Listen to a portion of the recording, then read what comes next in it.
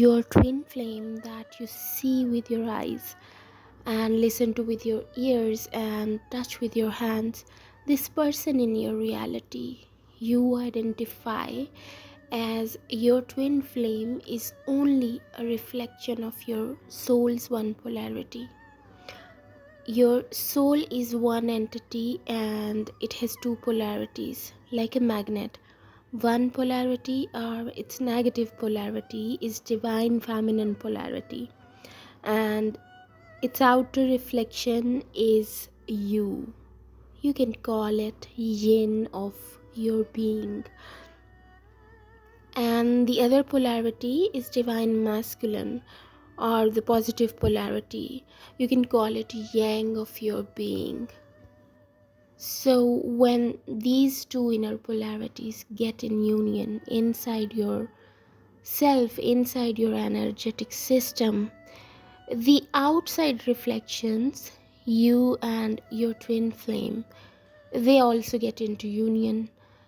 So the only way that leads you towards union is within yourself, is inside you, so always, try to recognize yourself and remember the nature of your true self and who you really are. Remember that, because at your pure nature you are at union with your twin flame. Once this inside union is realized, the outside follows the inside and reflects effortlessly your inner reality. And at this time, the balance of outer and inside also takes place. Remember one thing more, that union with your twin flame is your true nature, and it's your birthright to be in union. Separation is unnatural.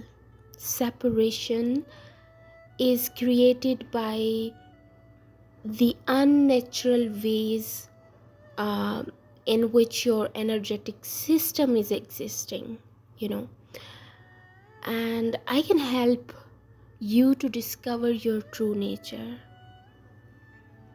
by providing an environment so that your true nature can resurface again in your energetic system. You can book an audio call session with me only if your cup is empty enough to hold a wisdom. Thank you so much. I love you all.